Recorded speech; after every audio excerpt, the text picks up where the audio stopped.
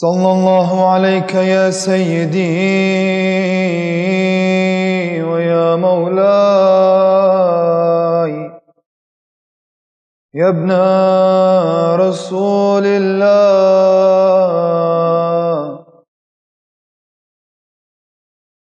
صلى الله عليك يا سيدي ويا مولاي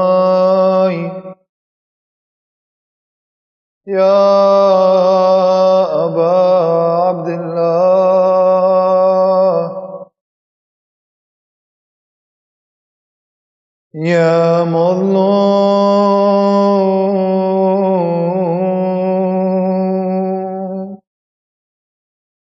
يا غريب كربلاء يا ليتنا كنا معكم سيدي فنفوز فوزا عظيما صلوات.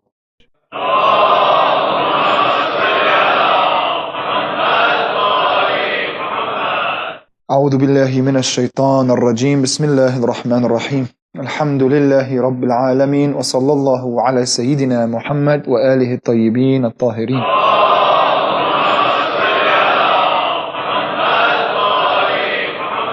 اللهم اخرجنا من ظلمات الوهم وأكرمنا بنور الفهم. اللهم افتح علينا أبواب رحمتك وانشر علينا من خزائن علومك يا أرحم الراحمين. اللهم علمنا ما ينفعنا وانفعنا بما علمتنا وزدنا علما. My brothers and my sisters, Assalamu alaikum wa rahmatullahi wa barakatuh.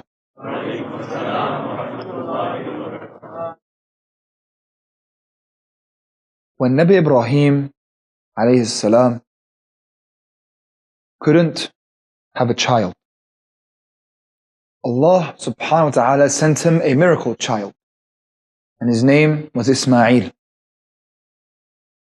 But when Ismail was born to his wife Hajar, he was given an instruction. He was told, and it was a huge test for Nabi Ibrahim, after waiting so long, he was in old age, for his son. Now that he was given this son, he was to give this son as a sacrifice. I'm talking about before the dream, when he was still a baby. Ismail was still a baby. He was told to take his wife Hajar and take Ismail out into a desert. He didn't know where. Jibreel spoke to Ibrahim and he led him, and they began the journey. A journey of thousands of kilometers. At the time he was in Palestine. They kept traveling until they reached a desert land where there was not even a sign of life. Nothing was there. Then the instruction came to leave Ismail and Hajar in this land that we know as Mecca. At the time it was nothing there. There were two big mountains that we know as Safa and Marwa. But at the time, nothing, no sign of life. Ibrahim was told, you leave them here. Ibrahim was surprised. How can I just leave my wife and my son in this place? But that was the order. Why? There was an order. So he trusted. He trusted Allah subhanahu wa ta'ala, and he left them there. And Ismail, the young baby, begins to cry for water. A young baby crying for water. And as Hajar ran in between the mountains of Safa and Marwa, and this is a story that we have all of our rites of Hajj from, a small spring erupts from the ground. The water known as Zamzam. When this small spring of water erupts, the birds begin to flock to this area. When the birds begin to flock, nearby tribes know that means water is close. So the tribe of Bani Jurhum, as they're known, they started to follow the birds. They followed the birds until they saw there was a small baby and the woman next to this spring of water. And at the time, these Arabs used to move around like nomads. But when they found that spring of water, they decided that they would camp out. Then they stayed by the spring for many years. And Ismail grew up in this tribe, Bani Jurhum. And then he married from this tribe. But his descendants were always seen as less than Bani Jurhum. Now the story of Ibrahim is Ibrahim comes back, he sees Ismail, they build the foundations. The foundations were built by Adam, but they build the walls of the Kaaba. The whole thing happens with shaitan, the sacrifice, the goat coming in. That's a different story. I don't want to talk about that. I'm talking about this for a reason. The descendants of Ismail. Descendants of Ismail are seen as less than the rest of the tribe. The rest of the tribe, they take over the keys of the Kaaba. Now I'm talking hundreds of years later. Other tribes come in, a tribe known as Khuza'a, Jurhum. They're the ones controlling the Kaaba. As for the descendants of Ismail, they were always seen as less. Until a man comes known as Qusay, who is a great-great-great-grandfather of Rasulullah sallallahu alaihi wasallam.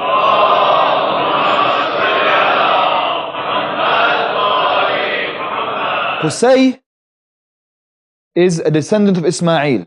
He marries the daughter of the chief of Khuza'a. When the chief dies, he takes the keys. He becomes the main person in Mecca at the time. Mecca had a spring and Mecca had the Kaaba. And people would come and they had a lot of idols around. These tribes, they brought idols towards the Kaaba. People would come from all over the lands to visit Mecca. Mecca was known. And when Qusay took the keys of the Kaaba, he gathered all the descendants of Ismail, now it's been 1,000, 2,000 years, around the Kaaba, which in Arabic is called taqrish, a gathering. Taqrish, which is where the word came from, Quraysh. So who are the Quraysh? The Quraysh are the descendants of Ismail. Why were they there? Allah subhanahu wa ta'ala planned out the seed that would be Muhammad ibn Abdullah sallallahu alaihi wasallam.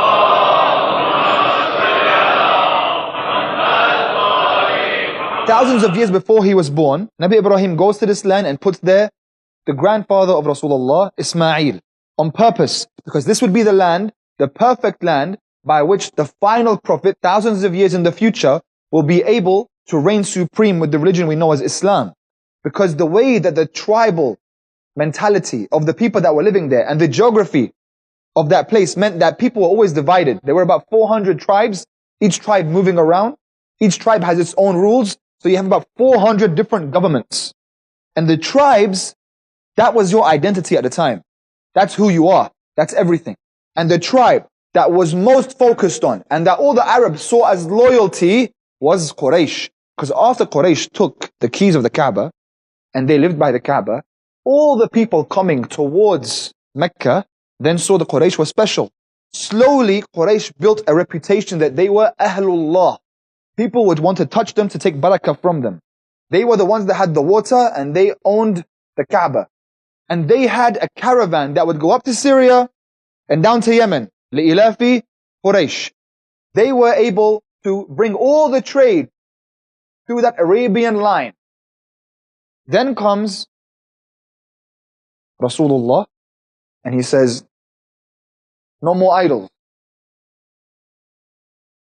He says, we believe in one God and I'm his messenger and here's the message. They don't accept this. They don't believe this. It ruins their economy. This ruins their whole idea of Quraysh is the best, because he said Quraysh is not the best actually. The best, أَكْرَمَكُمْ عَنْدَ اللَّهِ قَاكُمْ. The best amongst you with Allah is the most noble of you in piety. Not about your blood or where you're from. People didn't accept this at the time. There's no way. Now in Quraysh, they had a very hard time seeing someone from their own tribe speaking like this, because it was ruining the idea that Quraysh were the highest of highs. People loved their tribe. If you didn't have a tribe, you would be enslaved at the time. If you didn't have backing, you would easily be raided. That's how they lived.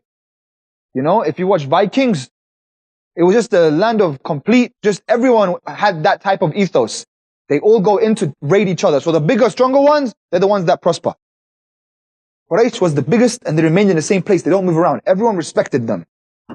Abu Sufyan, big chief in Quraysh. Abu Talib was also a big chief in Quraysh. That's how he was able to protect the Prophet for so long.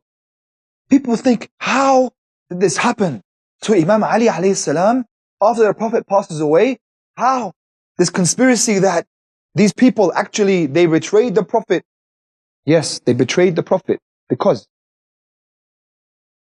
Imam Ali alayhi salam was hated by Quraysh. He was Qurayshi himself.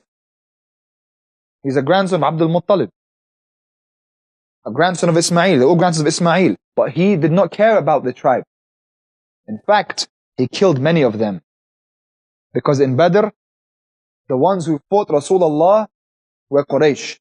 In the first battle of Badr, Quraysh. Who did Imam Ali kill? He killed the relatives of Abu Sufyan. He killed Hind's father, Hind, the mother of Muawiyah, his father, her brother. He killed them. Quraysh couldn't believe it. You're killing chiefs. The son of Abu Talib is killing our chiefs. In Uhud, they went to get revenge. They killed Hamza. Right? You see, slowly, I'm trying to build you a picture. I'm getting somewhere. Imam Ali alayhi salam killed them back. They lost several dozens of Qurayshis in Uhud. In Khandaq, once again, Imam Ali constantly the thorn in their eye, in the eyes of Quraysh. So what happens when the Prophet passes away? They say that they were in love with Islam, but as soon as the Prophet passed away, the Qurayshi mentality came back. Let's look at who was around Imam Ali.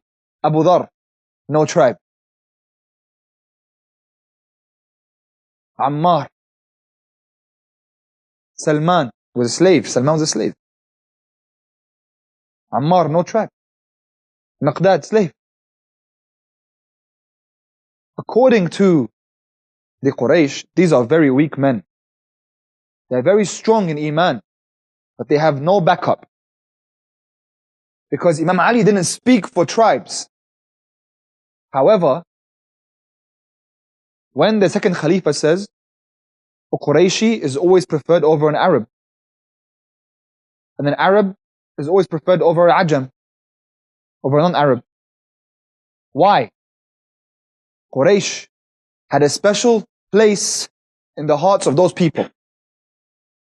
And they had the Quraysh's support. The second Khalifa is the one who put Muawiyah in his place in Damascus. The third Khalifa is the cousin of Muawiyah of the Bani Umayyah. The Bani Umayyah, who are they? Umayyah is a branch of Quraysh, and Hashim is a branch of Quraysh. They go back to the same grandfather. So Abu Sufyan is the cousin of Rasulullah.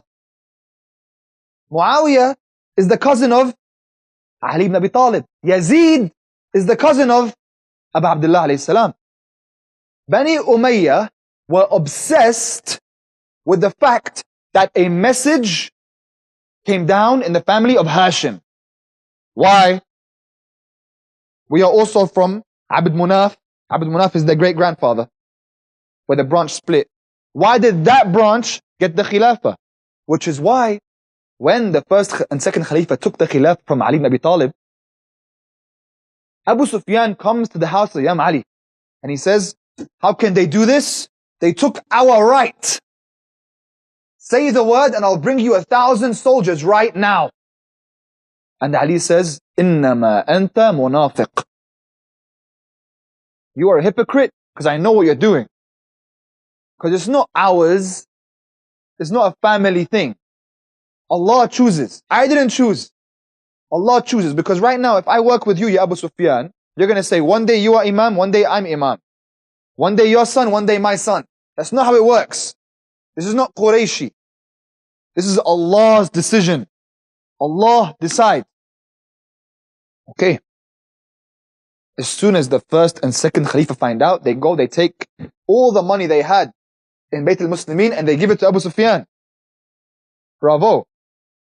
Then, to return the favor to Abu Sufyan, who gave them big support, they put Muawiyah in a position. And they don't have any more money, so they take Fadak. Anyway, without digressing, the Quraysh, when you understand the Quraysh, you will understand what led to Karbala. Because now, we get to Karbala, and Imam al-Husayn alayhi salam, he tells them, do you have another son of a prophet in this land, from east to west? Don't you know who I am? Don't do this. Don't you know I'm the son of Fatima, the daughter of Rasulullah? You're just praying and you're saying, Ashhadu anna Muhammad Rasulullah. I'm his son. They said, we know who you are, but you're also the son of Ali ibn Abi Talib. And the son of Ali ibn Abi Talib is not allowed to drink water. The other people can drink water, but son of Ali is not allowed to drink water. Why? Because your father killed my father. Because your father killed my grandfather. That's where it came from. These people were twisted and obsessed to the point that when they marched into Sham with the captives of Karbala, and Yazid was given a platter with the blessed head of Imam al-Husayn alayhi salam on it. And he took a stick and he poked at the blessed head with a stick. La'anahullah. And he looked down at the daughter of Ali, who was there in shackles. He looked down at the daughter of Ali as if he was proud. And then he said, I wish my grandfathers from Badr were here to see this day. I wish you could see me now, father. I wish you could see me now, grandfather. I finally sought revenge. And Sayyidah Zainab alayhi salam, with the eloquence of her father, as her name suggests, Zainul Ab, the best of her father. She tells him, oh, you son of the noble ones, you think that it's honorable for you to sit on that throne whilst the family of Rasulullah are here shackled up? For your women to be safe in their rooms whilst you put us in the dungeons? Her eloquent speech made the people of Sham cry. But after what?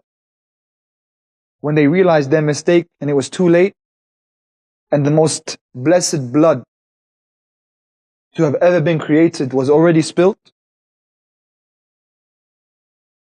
they wanted to cut the line of Rasulullah. They wanted to end it. There was a specific order from Ubaydullah ibn Ziyad to Shimr. You know what the order was? Subhanallah, subhanallah, subhanallah, how everything fits in at the end.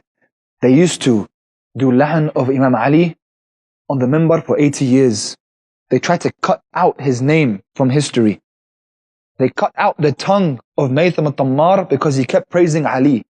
They wanted to erase this. And Imam al-Husayn says, even if I had 1,000 sons, I'm going to name them all Ali. And then he names them all Ali. All his sons. He names them Ali, Ali, Ali. Ali al-Akbar, Ali al-Sajjad, Ali al-Asghar, Abdullah.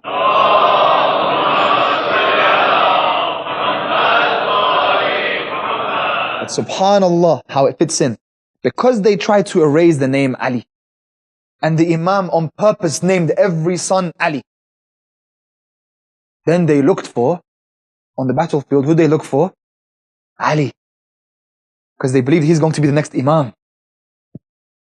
So there was a specific order that came from Sham. We want Ali ibn al-Husayn. Husayn is in his 60s. The future belongs to his son. You must take the life of Ali. Imam al-Husayn had already appointed, he knows, Imam Zainul Abidin, Ali al-Sajjad is the next Imam. But Ali Sajjad had a big brother. His older brother, Ali al-Akbar. As far as the enemy knows, they don't know that Imam Husayn has all his sons named Ali. They know there's a son on the battlefield named Ali. The order comes, take the life of Ali ibn al-Husayn. Ali al-Akbar did just like Imam Ali ibn Abi Talib did when he slept in the bed of Rasulullah. Ali al-Akbar tricked the enemy. He made them believe they succeeded in cutting the line. But the Imam was safe. The Imam that carried the message to us was safe. When Ali al-Akbar alayhi salam went out into the battlefield, he went out not only in defense of his current Imam, also in the defense of the future Imam. 2 Imams. He died for 2 Imams. We don't often think about what he did for his younger brother. He gave himself. What brother? Look at the sons of Adam. They fight over which one is to be chosen. The sons of Hussein die for each other. Ali al-Akbar alayhi salam was known as the one who most resembled Rasulullah. That when Imam al-Hussein would miss his grandfather, he would go and he would look at the face of Ali al-Akbar, the most beautiful face. But on that day, one of the people most thirsty, the driest throat, the most chapped lips, were the lips and throat of Ali al-Akbar, the one who sacrificed himself. After the battle, Shimr comes to the tents. He looks around in the tents and then he sees a man. He says, "Who's this? What's your name?" He says, "My name is Ali." And he's baffled. Ali? Didn't we kill Ali on the battlefield? He says, "That was my brother. But now that the battle is done, it's no longer in that swarm that it was in during the day. Now Shimr is in 2 minds. He thinks to kill him. Then Zainab alayhi salam jumps on him. This is before they get to Kufa. The same thing happens in Kufa. And that's why when the Imam stands and he says, "If you know me, you know me. If you don't know me, let me tell you who I am. I am the son of Mecca wa Mina. I am the son of the Isra and the Mi'raj. I am the son, I am the son, I am the son." Reminding the people of his lineage and that the lineage is still here. The lineage, Ya Yazid, Ya Ubaidullah, that you tried so hard to destroy because of your obsession with your family and your vengeance. You can't understand there's actually a God with an actual message. And this is the family that he chose to send the message through. That we're still here. Alhamdulillah, because of Ali al-Akbar's sacrifice and the preservation of Imam al-Sajjad alayhi salam, because everyone sacrificed themselves. But it's different when you know that they want you. It's different when you know that your name is on the list. When Abu Abdullah alayhi salam told everyone to leave in the middle of the night, their name is not on the list. But Ali al-Akbar's name is on the list. At least Ali ibn al-Husayn's is. So he took that. He took that step in front of his brother. صلى الله عليك يا سيدي ويا مولاي يا ابن رسول الله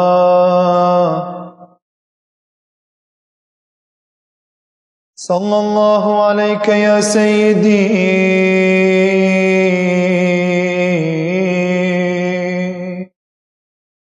ويا مولاي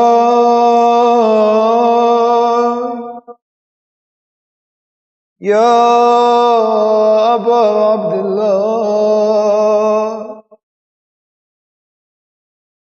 يا مظلوم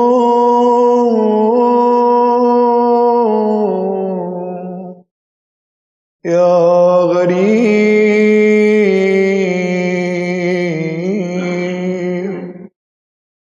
في كربلاء يا ليتنا كنا معكم سيدي فنفوز فوزا عظيما.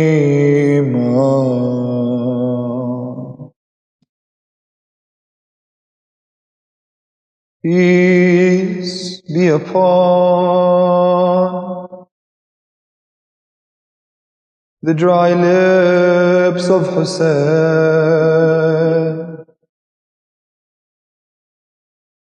Peace be upon the aching heart of Husain. Peace be upon the heart and the chest that Fatima would embrace. Peace be upon the chest that Rasulullah would kiss. Peace be upon the chest that Sukaina would sleep upon. Peace be upon the chest that the horses would trample upon. Aba Abdullah saw his companions go out into the battlefield. Goodbye, my friend, Ya Habib ibn Mudahir. Goodbye, my dear Zuhair. There are no companions like my companion. I see you all slain before me on the ground. Only the Banu Hashim remain, the sons of Ali ibn Abi Talib.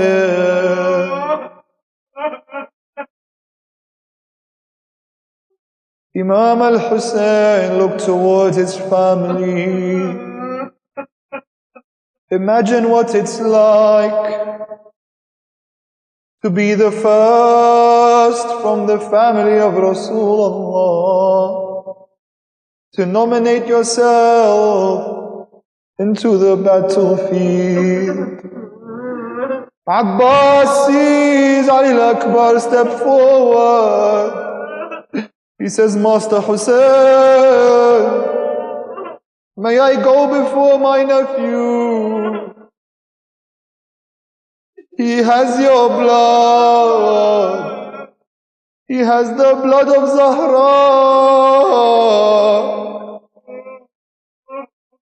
Let my blood be spilled before the blood of Zahra.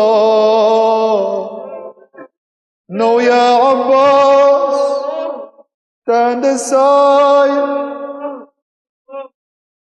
Ali, step forward. Are you ready, my son?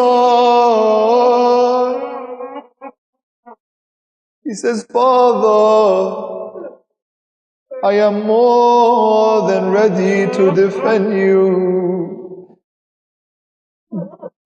But before I go, I have one small request, Father. I feel shy to ask. But is it possible? Is there a drop of water somewhere in the camp just to quench my thirst before battle? My son Ya Ali, I would give you any water I have. Before you go say your farewells in the tent. Ali Akbar goes back to the tent, and the woman rushed towards him. Sukaina grabs his leg. Brother Ali. Zainab pulls her nephew into her chest. My son Ya Ali.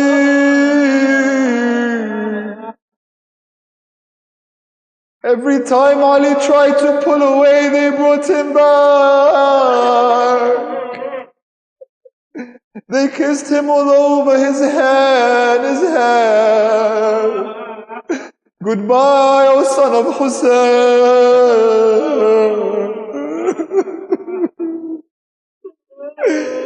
Ali Akbar went back to his father.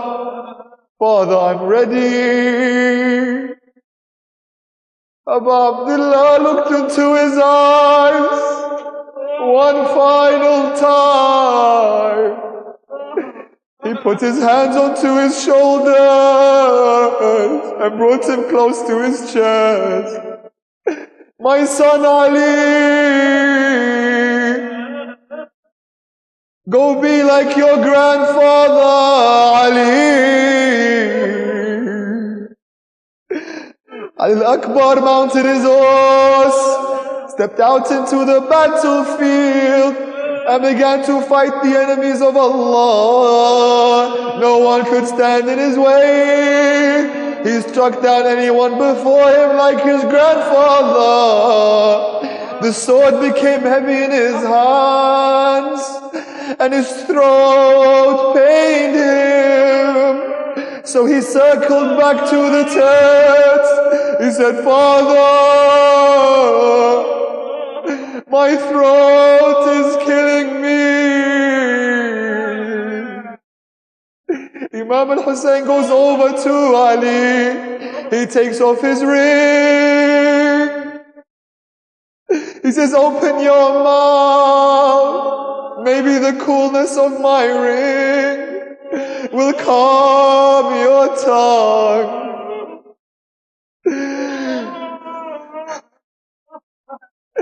I'm sorry, Ali. I wish I had some water to quench your thirst, my beloved. He kissed him on his head. Continue your battle, my son. Ali Akbar charged back into the battlefield with the blessing of his father, Abu Abdullah. He began to fight the enemies once more. One by one they began to crowd around him. Swords and spears from every angle. Cuts upon his shoulders.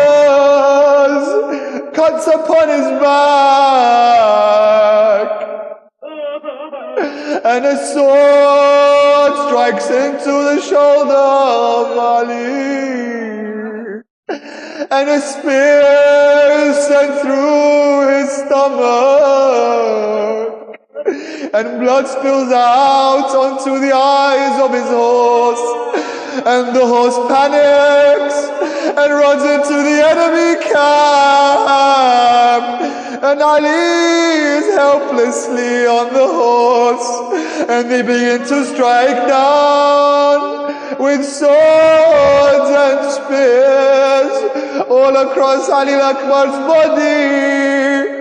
And the horse circled around, and Ali Akbar called out, Ya Abata, alayka minni salam. Father,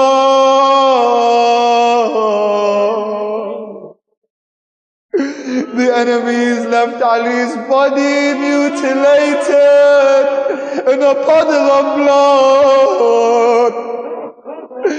Abu Abdullah rides down.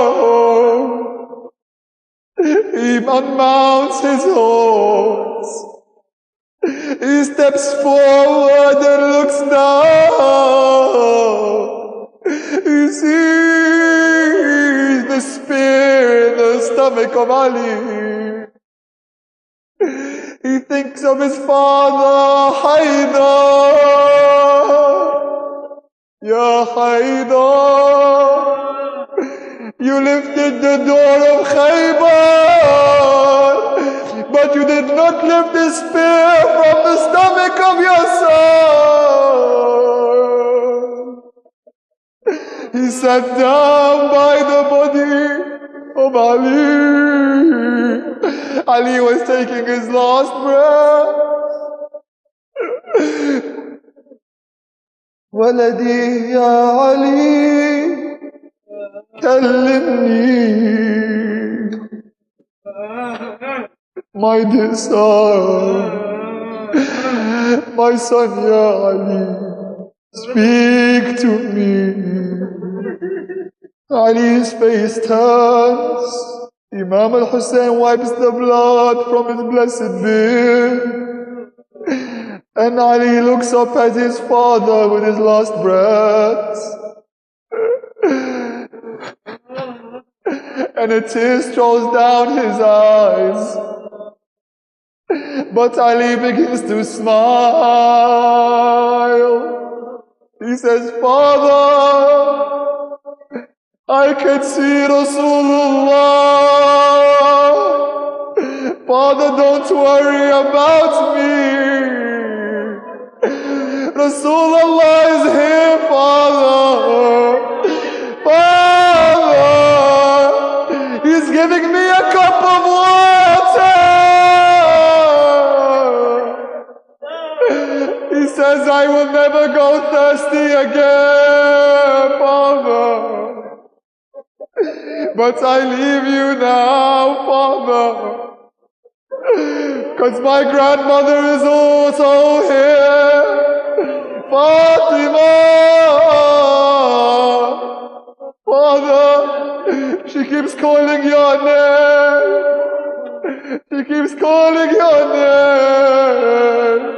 Wa walada, wa atshana, wa madluba. Ali takes his last breath. Imam al-Husayn puts his cheek on the cheek of Ali. And Ali's soul leaves this world. على الدنيا بعدك العفا يا حبيبي. Abu Abdullah said words to Akbar he never said to anyone else on that day. He said, Ya Ali, there's no point to live after you, Ya Ali. He began to carry the cut body of Akbar. He walked back to the tent slowly. He laid the body down onto the ground, and then he lay down next to the body of Ali. He kissed his head, and then he stood up, and then the woman came, and he looked at Zainab. Alira, Ya Zainab, Alira.